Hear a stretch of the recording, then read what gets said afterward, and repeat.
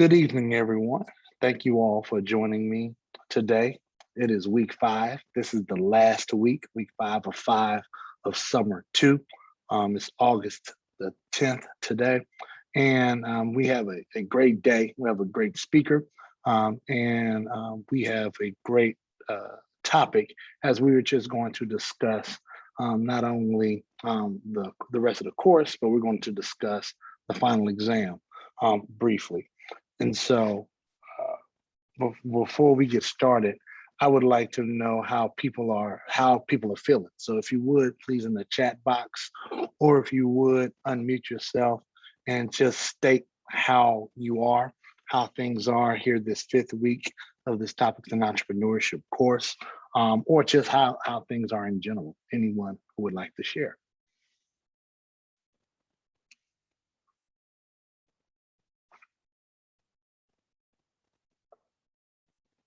Would anyone like to share?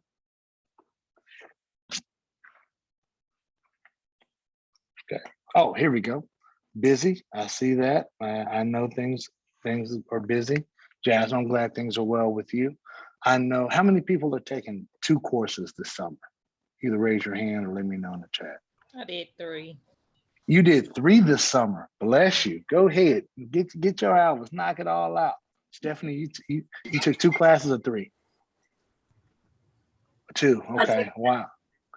Did you all I take? took 3. Wow. Isabel, you took 3 as well? Yes. Okay. How was managing those 3 courses? Did you take them all in summer 2, or did you take 1 in summer 1 and 2 in summer 2? I took 3 in every. Okay. Oh wow. And I did 2 summer 1 and then this one for summer 2. Okay. Yeah. I did the same. 2 Okay. for each summer session. Yeah. Okay, so you took 4 hours. Or 4 classes, which would be wow. That's 12 hours. I did 9 credit hours for summer 2. So doing this during this time, how are you all feeling? I know things can be frustrating, things can be overwhelming. I know summer courses are not the same 16-week courses, but we want to pack as much information as possible. What were your thoughts on taking these courses during the summer? The courses were fine for me. It's the outside world that's giving me anxiety. It's really not. I didn't have any problem with the courses. I mean, any of my courses summer 1 I did pretty good. In this course, I'm not a reader. I'm a math person, but it's just me having to get in tune and stay focused with reading. But yeah, the anxiety that I'm feeling is sending kids back to school. What is outside doing? Is they even going back? I mean, it's just outside, and I think school has been a little piece to keep me focused. It's like a normalcy. Like, it's something that is I know I need to do, and it's part of my daily life. It's what's going on, like I said, outside that I'm like questioning what's going to happen day to day. So Gotcha. No, that makes perfect sense. And wow, like this world just this summer is ever changing. This Delta variant that's really impacting hospitalization in our everyday life. The political environment that is being reacting based on this new variant and how people are doubling down on their belief system. Those are very challenging. It causes for a very stressful time. And so whenever things like that happen, entrepreneurs the entrepreneurs still have to work, right? And so I thank you all for sharing all of those things, because what I've seen you all do these last 5 weeks is, 1, you were able to balance work and school and life, which I truly appreciate. 2, you all were very flexible, even from the first week when this was labeled as a hybrid class, and I operated it as a face-to-face class when people were saying, no, we want to have everything online. all of those are very valid, and I appreciate you all being vocal and voicing that, because as people, as students, as an entrepreneur myself, as parents, and as leaders in this city, things are thrown at us all the time. That's not the norm, or that's not what we're accustomed to, and so I have observed you all be flexible. And based on some of y'all's test results, at least definitely the first 3 quizzes, I'm seeing a lot of positive things with that. We still want you all to catch up on quizzes 4 and 5, and then the final exam. But I want to thank you all for an amazing 5 weeks we've had so far. All right. Thank you all from the bottom of my heart. So I said all that to say, I am about to explain this final exam to you all. And you all may not like me after my explanation of this final exam. No, I'm just joking around. And no problem. Thank you all for being great students. This final exam is not going to be too hard. It's not too different from your weekly quizzes. But what I will do is I've created a comprehensive document that composed of multiple choice, true, false, and essay questions that you all will take, that will cover all 6 chapters of the course. So chapters 2, 3, 4, 5, no, 2, 3, 5, 6, 12, and 13, I believe. And so you will have an assortment of multiple choice questions and true, false questions that you will have to answer. There are about, I want to say there are 30 multiple choice answer questions, 30 multiple choice and true false questions total, and about 5 essay questions. So you all have about 35 questions, 30 to 35 questions total. I will give you all 2 hours to complete the exam. So whenever you start the exam, you will have 120 minutes to complete it. Okay. Some of the questions I'm looking at the exam now. I will publish this after class, so it'll be published around 7 p.m. or so. So you all can start taking it tonight, whenever you all are available to take it. And the due date to take it will be Saturday the 14th by midnight. If you can turn in not only your final exam, but all of your quizzes and your extra credit assignments that are on Canvas, if you're able to complete those by Saturday night, you will have your grades by Sunday evening. Okay. All right. Does that work? Okay, great. So going back to the questions, I'm looking. I will want you all to know things about the gig economy. Let's see, what else would be good to know? Just remember a lot of the main points from each chapter, right? And so a lot of the emboldened topics, each module or each chapter had 3 lessons. Really know each one of those lessons of each chapter. I definitely want you all to know what corporate social responsibility is. Be familiar with Netflix. I believe Netflix they did a case study in chapter 12 on Netflix. I believe that was either chapter 12 or chapter one of the latter chapters. So know about Netflix. Let's see.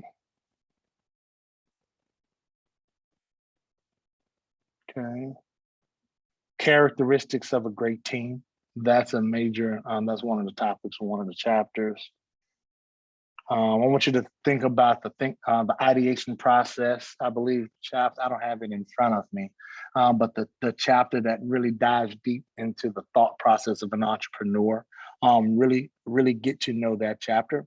I believe that's chapter 5. Don't misquote me on that. I remember it was the 3rd or 4th chapters that we went over. Really get to know that. Let's see. Also know the very last chapter, which is concerning business entities, LLCs, things of that nature. Just really know LLCs. That'll help you out on this test a lot. And I misspoke. We don't have 35 questions. You all have 41 questions. You have 2 hours to answer 41 questions. There are 35 multiple choice of true false and 5 essay questions, 6 essay questions. Okay. Are there any questions? Okay. Like I said, you have 2 hours to complete the exam. As soon as you all I will grade all of the papers. I don't like to grade midterms if less than 50% of the students completed them. So typically when more than 50% of the students complete an assignment, I will start grading the papers. So that's the reason why you haven't seen updated scores. All right. So please take your quizzes as soon as you can so that I can grade them. And then take your final exam as soon as you can as well. All right. One thing I want us to also talk about extra credit. Extra credit is you see the assignments, and each extra credit assignment you'll have 10 points. You receive 10 points either on your quiz grade or on your final exam to boost your grade. Okay. Are there any other questions?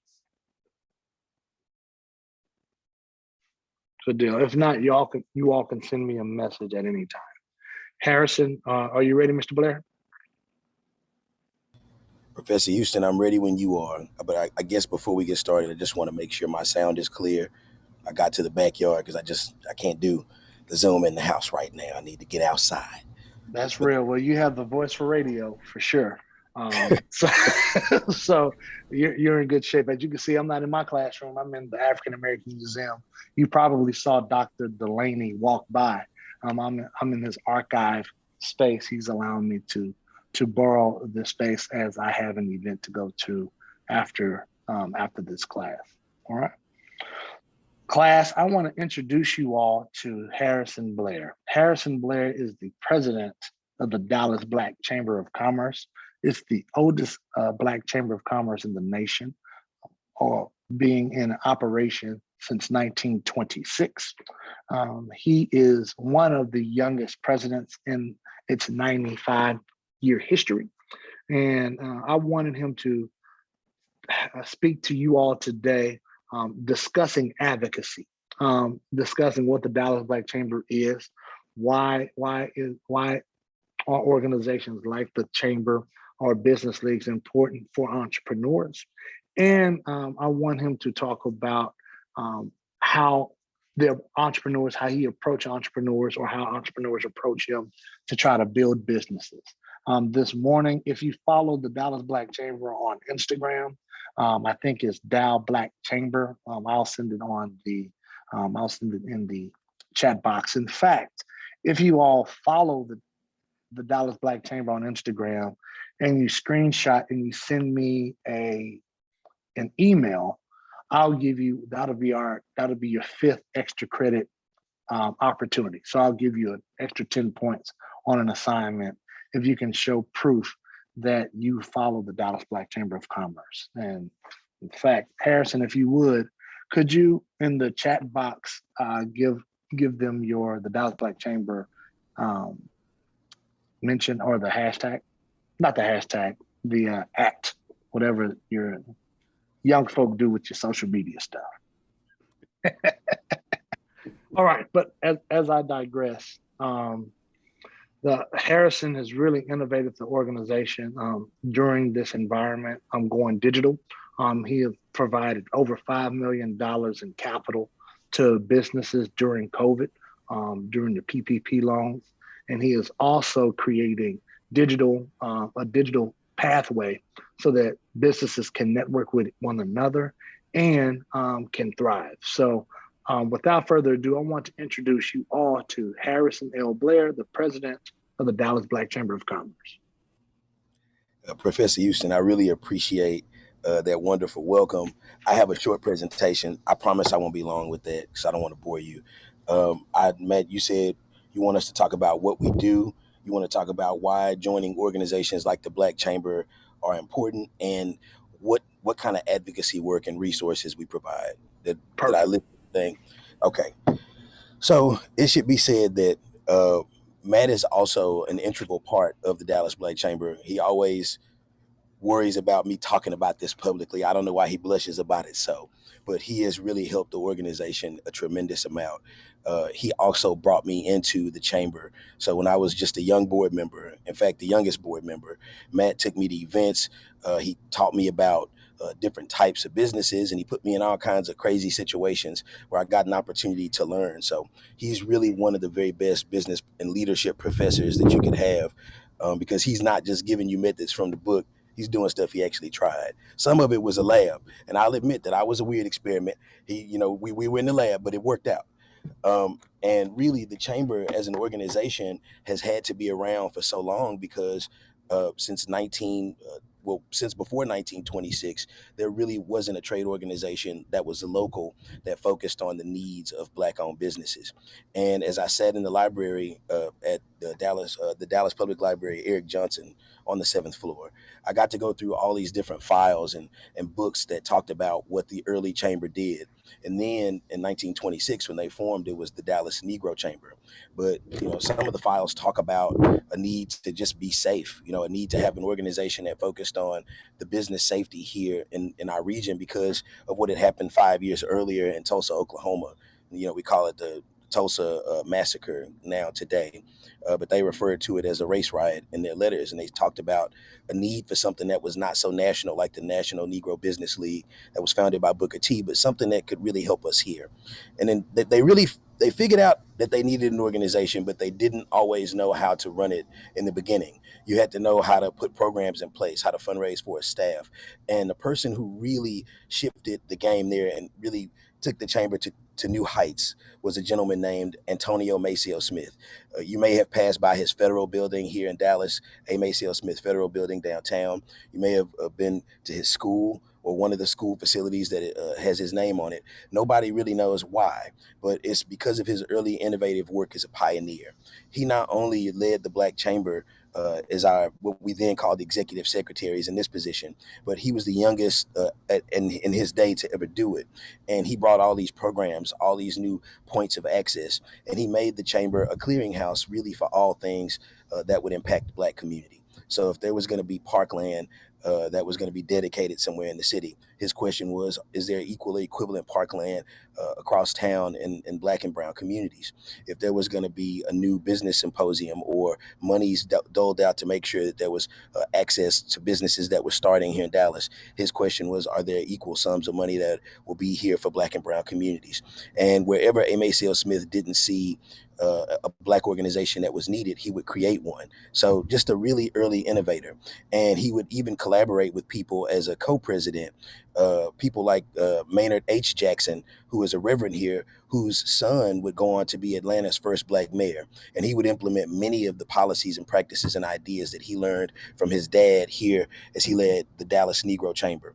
So the chamber's been focused in a lot of different areas. And when we talk about advocacy, then in 1926 to 1936, we really focused quite a bit on just getting the first Black elected officials since Reconstruction. So we ran a number of candidates. We organized a number of political groups. We paid poll taxes. We fought for Black teachers to get equal pay.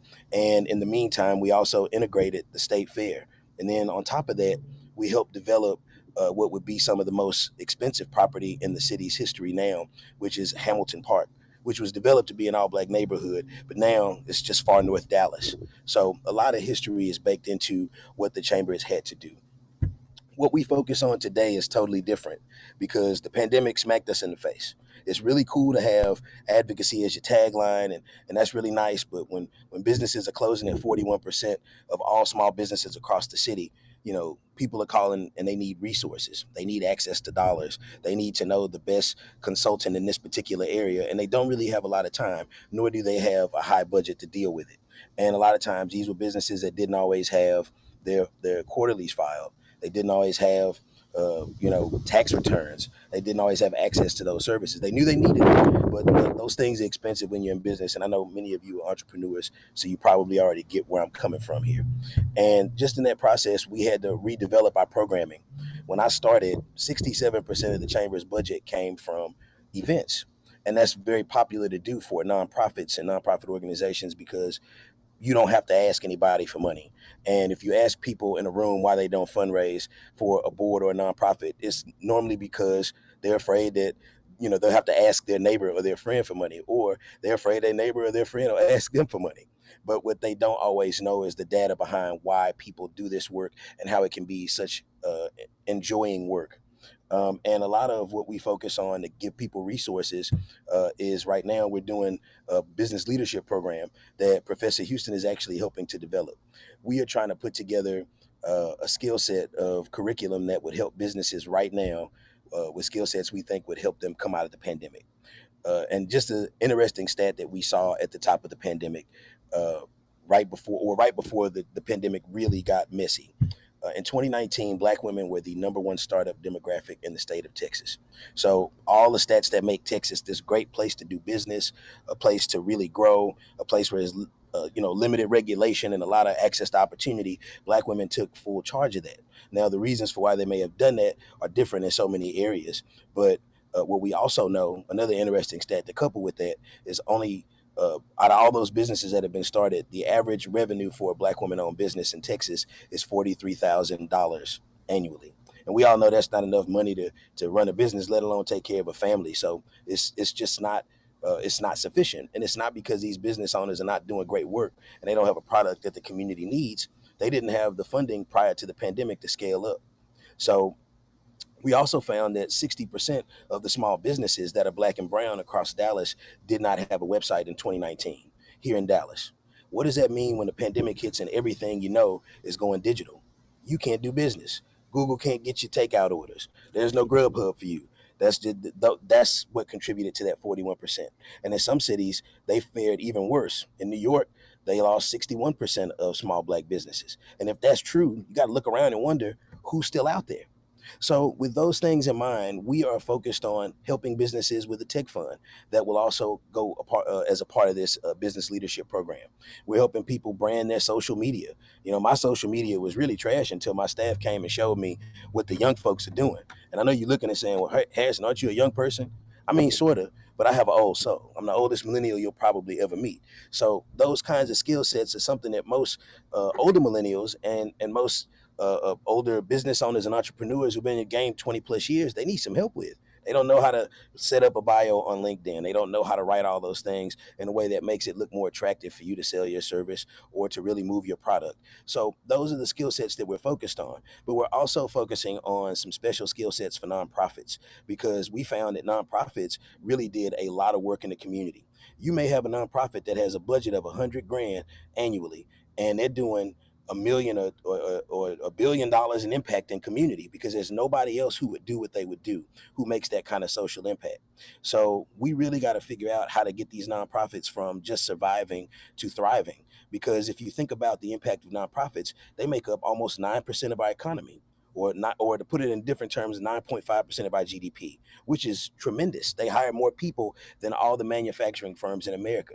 So we really have to focus on and be worried about and concerned about the fact that some of the smallest organizations that are feeble and just barely holding on to life are the ones that make your society run the most efficient and actually show that human care and impact people in a new way. So for those people, we're really focusing on what board leadership looks like. And that's something that we know firsthand because we have been in the process of revitalizing our board. And by that, I mean, we're just doing the basics.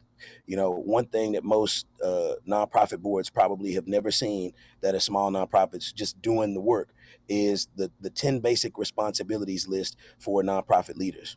And they don't understand that a board on a nonprofit is not just your family and friends to oversee your board. That board is there for governance. They are supposed to hire and fire the executive director. They're not best friends. They're there to make sure that the programs are overseen. They don't run the staff. That's in the executive director's court. But if done properly, the board chair and the executive director are what we like to call twin engines on a plane. If you don't have one or the other working together, you're going to get a lot of issues down the line. If you have an executive director who's a superstar, came to save the show, I guarantee you they'll find burnout, because it's not a marathon. I mean, it's not a sprint, it's a marathon. If you've got a board chair who doesn't have any goals or any aims for the organization and is kind of absentee and is not a thought partner or a thought leader with you, that can send your organization awry. So those are some of the skill sets that we've been really working with to help businesses during the pandemic. And those are some of the ideas that we're generating. But most importantly, we are a business lab. And by that, we try out all kinds of new programs and we try to find out what their impact is. And right now, UNT Dallas's Search Institute is actually going to take the data from our program, from our first cohort of 50 businesses, and tell us what has the impact been. And by that, we're looking at how quickly their revenue grows. The program requirements were that a business had to have at least $250,000 or more in revenue. They had to have a small staff, or they had to be in a growth mode where they want to add staff, and they had to have been in business for 2 to 3 years. So we want to really take on businesses that are in that growth space. They should have access to great bank credit and bank terms, but they can't get them for a plethora of reasons. So we want to help them there. We want to give them access to any kind of tech that they may need. They may not have had a website and found a way to survive. We want to tech tool them up. They may need resources by way of special different types of industries. You may need a tax attorney instead of just a tax accountant, and we're helping those businesses source those kinds of relationships. So with that, if there are any questions at this moment, I want to just take a breath and take any questions, or if you have any comments. Did anything jump out at you? Was anything interesting?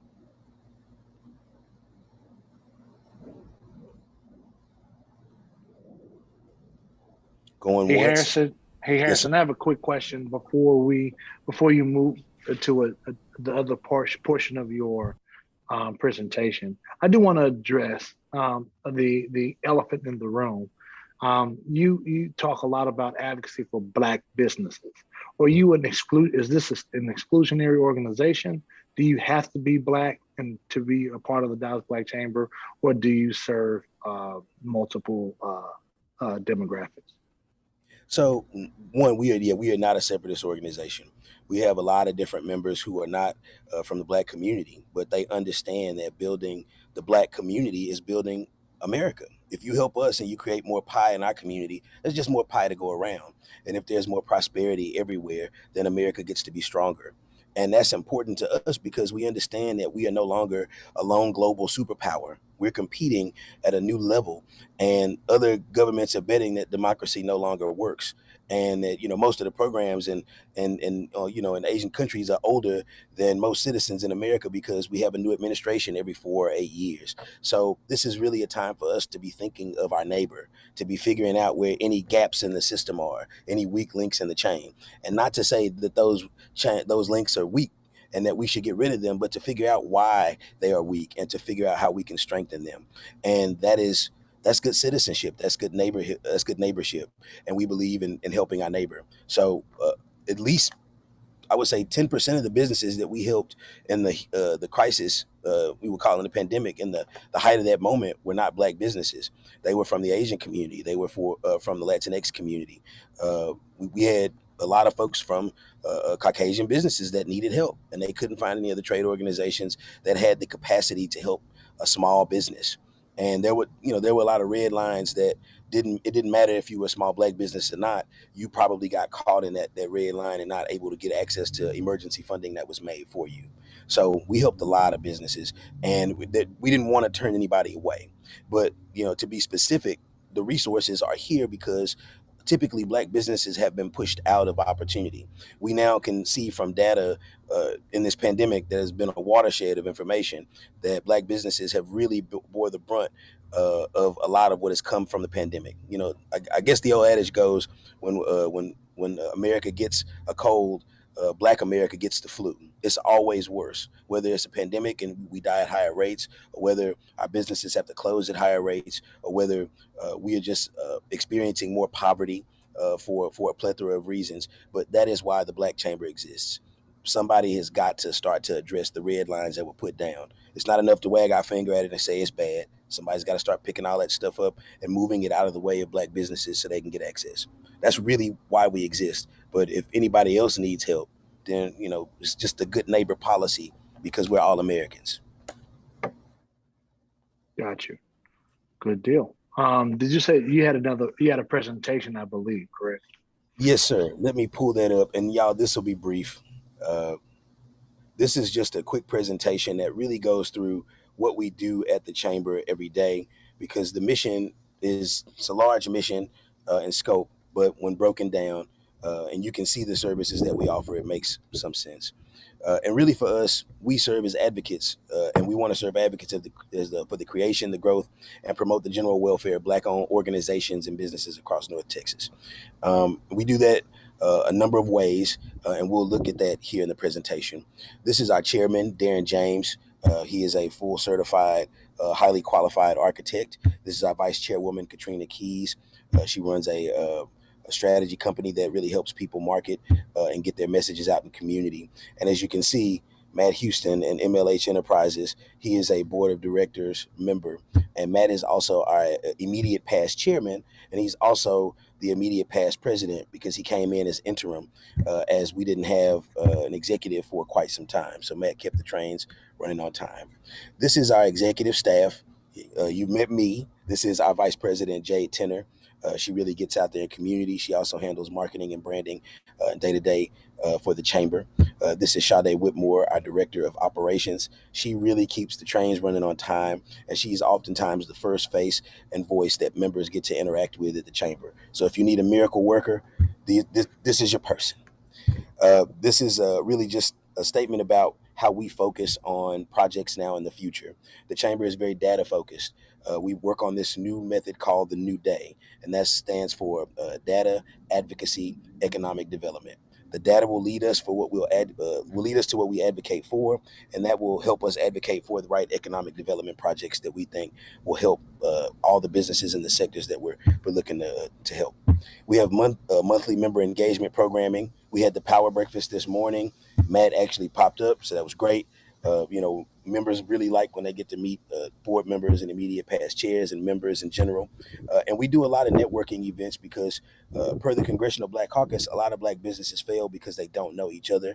They don't know other businesses that can help them achieve their goals. So this is a big space for us, and we got to do it in different ways. You got to meet. You have your morning people that got to meet in the morning. You have your new member orientation folks who want to do a lunch hour, and then of course happy hour. You got to do business with people you like, and who wouldn't want to do business with somebody to have a drink with, right? Special programming that happens throughout the year in the chamber. The Dallas Speaker Series, which is a partnership with Habitat for Humanity, where we spend time really talking to leaders that you oftentimes don't get to hear from. So Black women, Latinx leaders, and of course, Indigenous leaders from across the North Texas region that we really want to get an opportunity to learn from and find out what they're working on. Black Business Bootcamp is a partnership with Comerica Bank that we have now in the digital platform that we can offer, but a plethora of skills that talk about how you can regenerate your business here in the pandemic era economy. And this really spurred the idea for the Business Leadership School, which is a more formalized version of the Black Business Bootcamp. This is a 50-member cohort that we're going to pour our best resources into, and we're going to take a bunch of data on it to find out what happens with these businesses. And we'll actually be announcing the first 50 members of this cohort actually this week. So hold your breath, drum roll, no sweat. I'm not stressing, you're stressing. Here's some legacy events that really are dear to the chamber and are opportunities for us to highlight Black leaders and leadership across corporate community when they do find a way to really impact our communities. The first is the Executive Business Summit, which in 2019 focused on Black tech. We did not know much about Black tech founders, but we knew that Dallas was doing $64 billion in tech, and they were supplanting the big oil companies downtown. So we had to call in an expert, which is Arlen Hamilton that you see us cheesing with here. She's a Black tech investor who bootstrapped her way to the top, and now she's invested millions in companies that would be considered underrepresented.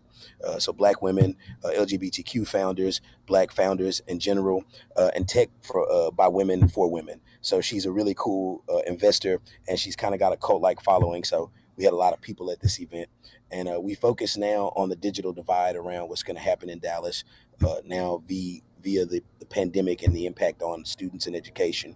So that's something that we're thinking about a focus for in 2022.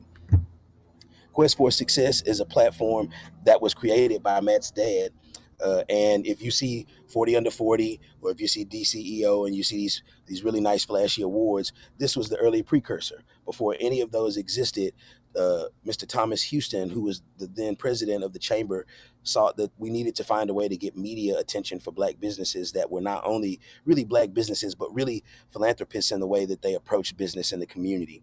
And it's become a platform now over its 37 years that helps us work with WFAA, the Dallas Morning News, the Dallas Mavericks, which you can see Sent, the CEO right there, to really put our best resources and gifts and knowledge into our Quest for Success winners. And the real prize for winning the quest is that the media coverage usually leads businesses to a 15% bump in their revenue over a 4-year period. And if you can maintain that, of course, you can do the rest from there. We just need to get you in the party, but you get the idea. And this platform really also helps us to educate more businesses. We hold formal programming around it. We have nominations, people send them in, and then a committee that is independent chooses the winners. And every year, Matt helps us to give those awards. So that's one event. And then final event that we have that's annual is our annual meeting, which this year will be at in Fair Park at the Hall of State. So you won't want to miss it. It's probably going to be something cheesy like a masquerade. I don't know. The staff's not feeling it. They said it's dad jokish. But this is another platform for us to really elevate Black leaders who have really engaged with community. And if you just want to understand Matt's father's impact on the chamber, his dad's name is on our biggest award. This is the Lifetime Achievement Award. When you've done it, when you've done something special in community, this is the award that the chamber awards you. And last year's recipient of this award was President Michael Sorrell at Paul Quinn, just to give you a sense of those folks. And he's a Forbes Leader of the Year. He's the Time Magazine 100 Most Important Leaders. You got to be of that caliber to get you a Thomas L. Houston Award. So it's a special platform, gives us an opportunity to celebrate businesses who've done well and who are giving back. And this person who's receiving the Thomas L. Houston Award is Mr. Roland Parrish, who is an investor here, an angel investor, and just a great community leader who's earned quite a bit in business, but gives a lot back. And that really wraps, Matt, what we do all day at the chamber, how we do it, and what special events look like and our special programming. So if I don't have any questions, that concludes what I have, man. Thanks, Ashton. I appreciate you taking time and giving a lot of shout outs to my father. That was definitely unnecessary, but I appreciate that. My family appreciates that. Does anyone have any questions? No, just tell him that he's doing a great job. I know a few people who participate with the Dallas Black Chambers. I get all the words mixed up. But I know a lot of people who go to events and are part of the organization. I've been to a few meetings myself and met a few other members or people who work closely with it. So just want to let them know that they're doing a great job. Thank you. The organization. Good deal. Good deal. Harrison's doing a great job. Oh, yes, Brittany. I was just going to say I've already added or I'm following on Instagram, but I'm interested in showing up, and showing support and seeing where I can fit in and all that too. Okay. So what do I do? Just follow you and. I'm going to put my email in the chat and I'm going to put some staff emails in the chat. And then if y'all want to get more information, send me an email and I'll put that presentation as well as some chamber history and some other information in there for you to kind of ideate on, and then we can answer any questions from there. Thank you. Any other questions, comments? And if not, in closing, I always try to leave people with something that has inspired me. And this book is a training that the entire chamber staff is going through right now. And it is from Joan Gary. It's a guide to nonprofit leadership. If you are a nonprofit leader, or if you know one, or you just love someone who's in nonprofit leadership, whether they're a board member or whether they are a staff leader, this is an indispensable Bible. This woman left corporate America with no fundraising experience, and she took a national organization to greatness based on these principles in this book. And a lot of the programming that people are saying the chamber really execute are principles that come from this book. So I will put this in the chat. This has been a very tried and true resource. I've dog-eared a lot of these pages and I've highlighted because this is a very important Bible. So if you are in nonprofit leadership or you just want to be, make sure you check this out. Good deal. I've already added it to the chat, so you don't have to worry about that. Thank you. Many thanks. I'll put the rest of the information in there. Thank you, Professor Houston, and thank you, class, for your time. I appreciate you. No problem. Thank you, Mr. Blair. I appreciate you sharing and spending 45 minutes with us this evening. Good deal. You have a good one. Oh, send us your email, the email addresses of you and your staff people. Oh, look, I'm not gone until I put it all in the chat. Okay, perfect. The reason why I wanted Harrison to speak today is so that you all can see that there are advocacy organizations that could help entrepreneurs during their journey. You read 6 chapters. In my full semester, I have my students read 12 chapters of just how to start a business. And most people think that if I just read the book, I'll create a great business. Well, even if you have every single data point, you have every I dotted, every T crossed, there's still a 91% chance that your business will not survive after your 5th year, right? That's significant because most businesses won't see profits until year 4. And so that means a lot of people, even the successful businesses, struggle the first 3 years. And during those 3 years, people get discouraged. Businesses get really frustrated. They get hamstrung with finances, and they need organizations to help provide services or infuse education or just modern knowledge about what's going on in the business capitalistic environment. In the Dallas Black Chamber of Commerce and organizations like it are those types of organizations that businesses can go toward to get more information. I think that's important to know for students because there is no one way to be a great entrepreneur. It's a journey. And during that journey, you would think you would know things. You would read a chapter on business ethics and you say, I got it. I'm going to have the best 3 or 4 people. We're not going to break any laws. We're going to do everything by the book. But laws may change in the future. And what you were doing are probably could be out of complacency, or could be out of compliance rather. And so organizations like the Dallas Black Chamber work intimately with government agencies and staff people at those decision-making spaces so that they can articulate the new regulations so businesses can thrive.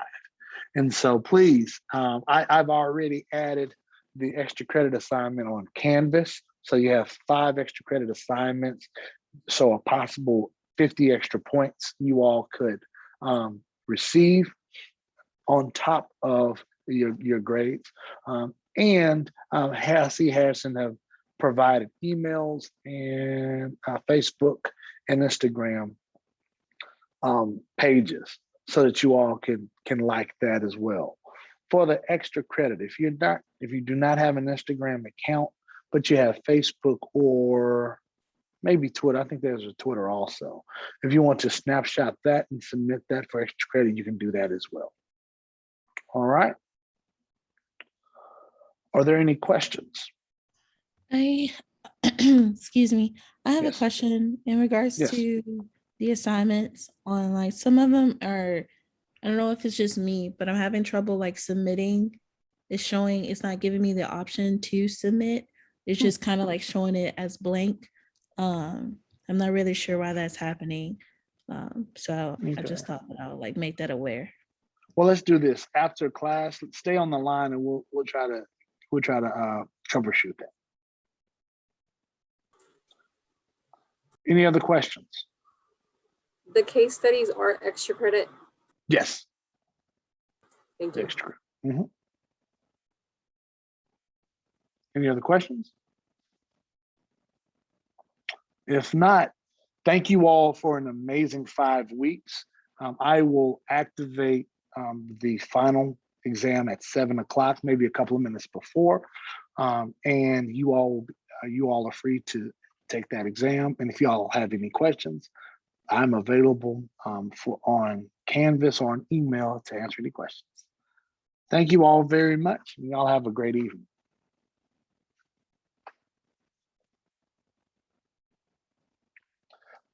Please, if you all want to fill in a survey or evaluation, please do so as well.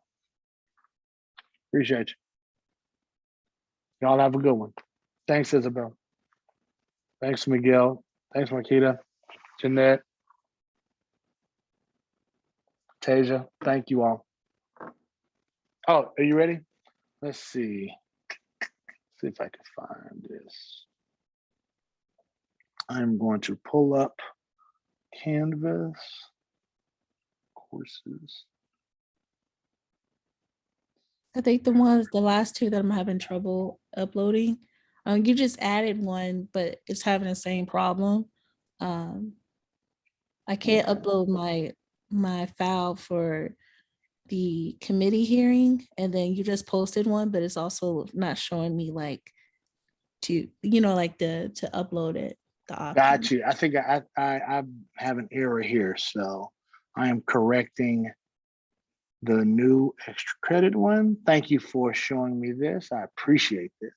No problem. This is on my end, so that was that one. And you said, what was the other assignment? The committee hearing? Yeah. Okay, let me edit that. Let me see. I believe you can provide, you should be able to provide a text entry website. I'll provide a media recording and file upload. So that's good to go as well. Okay, let me just reload. Okay, yeah, take your time. I will stop the video.